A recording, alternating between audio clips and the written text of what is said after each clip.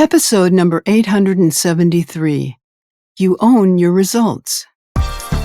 You're listening to the official BNI podcast with BNI founder and Chief Visionary Officer, Dr. Ivan Misner.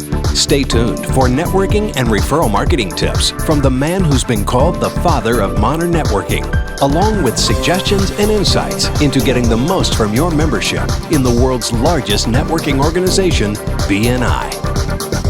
Hello, everybody, and welcome back to the official BNI podcast.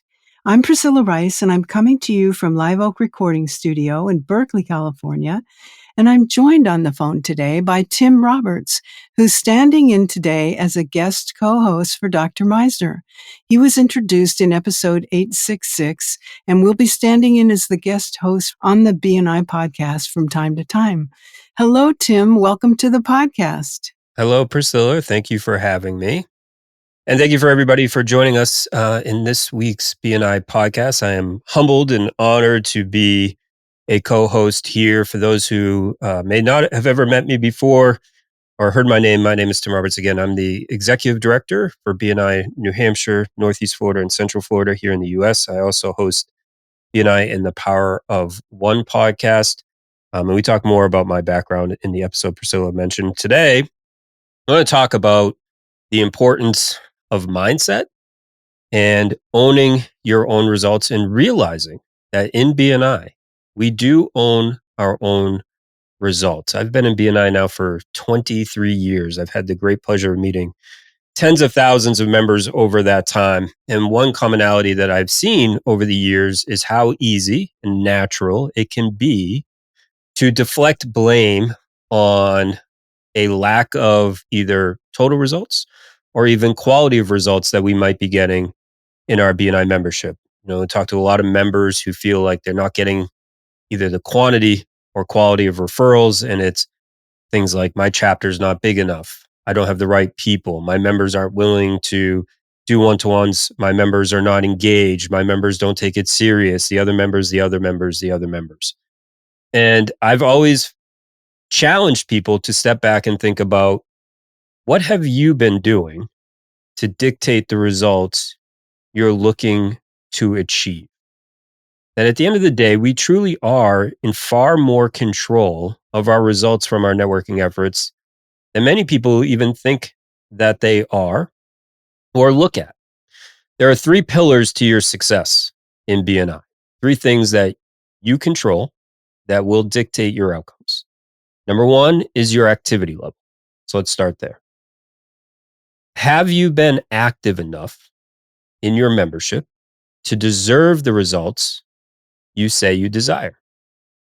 Activities in BNI are things like attendance. Are you regularly attending your meeting with great frequency? There will be times when you miss a meeting, but are you habitually missing meetings and pushing the envelope on what is allowed with our attendance policy? When you are at the BNI meeting, are you actively engaged in every aspect? Are you engaged in open networking? Are you actively and engaged in listening to what other members are asking for during their weekly presentations? Meaning, are you fully prepared for your weekly presentation so that you can do that? I've seen a lot of chapter meetings where you can tell a lot of members are winging their weekly presentation, for lack of a better term, which means that while everybody else is doing theirs, they're sitting back thinking about, man, what am I going to say this week? What am I going to talk about? Which makes the entire experience ineffective for everybody in the room. Are you actively involved in the chapter? Are you taking roles in leadership? Are you getting involved in areas to make an influence or have an influence on parts of the chapter, the meeting, the experience that you think might not be going the way you think it should be going? Or are you just quick and easy to blame those who are in those roles? Are you active in the meeting after? Are you quickly running out as soon as the meeting ends? Or are you hanging around to ask questions, to get more details on people's weekly presentations, to do some more networking, to connect with a member, to schedule one-to-ones? Are you active in your one-to-ones? Are you regularly doing one-to-ones consistently? Are you properly prepared for those one-to-ones?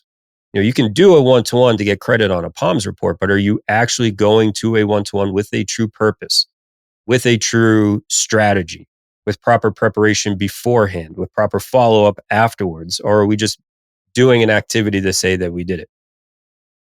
Are you engaged in inviting? Are you engaged in taking trainings? Are you engaged in all of these activities that at the end of the day, you control?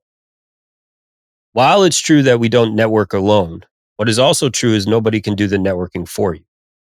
You have to own and be disciplined enough to put in the upfront activity. The second pillar to our success then is how effective are we being in that activity? This is again something only you can control. Effectiveness means your skill sets. Are you actively pursuing education onto ensuring that when you do a weekly presentation, it's being done effectively, that you're saying the right things, that you're targeting the right types of referrals you're really looking for, which is something we're going to talk about in a future episode? Are you skilled in the activities of networking? Networking is paradoxical in the sense that we all know we need to do it, thus we all assume we know how to do it. And unfortunately, it's just not true. BNI is the only organization that I'm really aware of that properly trains and gives a plethora of opportunity for you to learn the different skill sets needed. Weekly presentations being one, featured presentations being another. Are you taking trainings on how to ensure your one-to-ones are really being effective? Are you taking trainings on how to invite and who you should invite for you strategically? Are you taking trainings on how to find referrals for other people? Are you taking trainings on how to be effective in a leadership role, whether you're in the role now or in the future? Are you engaged in your region in outside activities like roundtables that some regions are doing, or trainings that regions are doing, other networking events, speed networking, these kind of things? The third pillar, which is probably the most impactful one when it comes to producing your results, is the one that most people are passive about. That if you were to look at a Power of One report that's run nationally in the US, and I know in many other countries, the one column that people are the least active in, and for those who aren't familiar, the Power of One is a simple report that just is your POMS report, but scores it on 5 activities you're in control of that you're responsible for. So it's attendance, referrals you're giving to other people, one-to-ones you're doing, visitors you're bringing, and CEUs that you're earning. The one column that the high majority of members score the fewest points in, if any at all, is visitors. You are in control of who's in the room way more than you may believe you are. Most understand that more members will create more opportunity for them. But where they lack strategy is thinking about what exact members will create the greatest opportunity for them. Who's missing from the room from their contact spheres and potential power teams that will actually give them consistent results just based on the fact that they're looking for the same opportunities you're looking for each and every week. They become passive in this third lever to their success. They wait for the chapter to grow around them, which it may very well do, but it may not do it in a way that's most strategic and effective for you. If you really want to increase your consistency of referral generation, you need to be consistently asking yourself who's missing from your contact sphere and take a very proactive approach to bringing those people into your network yourself. You own that result.